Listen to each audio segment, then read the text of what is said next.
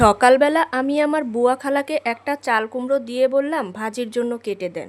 তো সে হঠাৎ করে বলল যে চাল কুমড়া নাকি বাটা মাছ দিয়ে ঝোল খেতে খুবই ভালো লাগে। তো চাল কুমড়া তো ম্যাক্সিমাম সময় ভাজি খাওয়া হয়, তো বাটা মাছ দিয়ে যেহেতু কখনো ঝোল খায়নি, তো তার কথাটা আর ফেললাম না যে বাটা মাছও তো বাসায় আছে, তো দেখি একটু চাল কুমড়া দিয়ে ঝোল করি, একটু অন্যরকম লাগবে, ভাজি খেতে খেতে বিরক্ত হয়ে গেছি।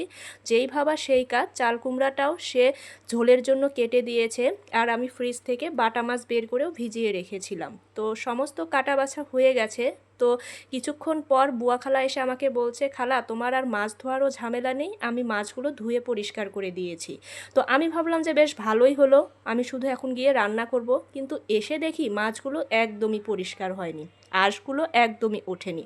তো আমি আঁশগুলো ভালো করে আবার পরিষ্কার করে ধুয়ে লবণ হলুদ মরিচ গুঁড়া দিয়ে ভালো করে একটু মেখে রেখে তেলের মধ্যে দিয়ে দিলাম ভাজার জন্য। বেশ একটু মচমচে করেই ভাজবো, না হলে বেশ কাটা থাকে এই বাটা মাছে, খেতে একদমই ভালো লাগবে না। তো বাটা মাছগুলো ছিল অনেক ডিমওয়ালা ডিমওয়ালা মাছ, খেতে আমি আবার পছন্দ করি।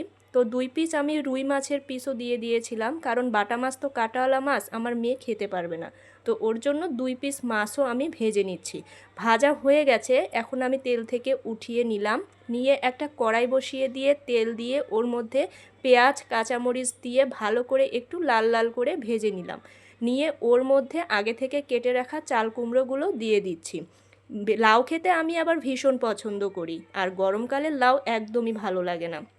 তো বুয়া খালা যখন বলল, তো ভাবলাম দেখি একটু লাউয়ের মতো রান্না করে নেই, কেমন লাগে।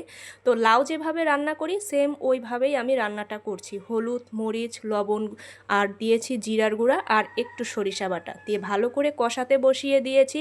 এখন আরেক চুলায় কিছু পেঁয়াজ আর কাঁচামরিচ রসুন দিয়ে ভালো করে ভেজে নিয়ে হলুদ তো দিয়ে দিয়েছি, দিয়ে ওর মধ্যে কিছু কেটে রাখা পেঁপে দিয়ে দিচ্ছি ভাজি করার জন্য। পেঁপে ভাজি খেতে আবার ভীষণ ভালো লাগে।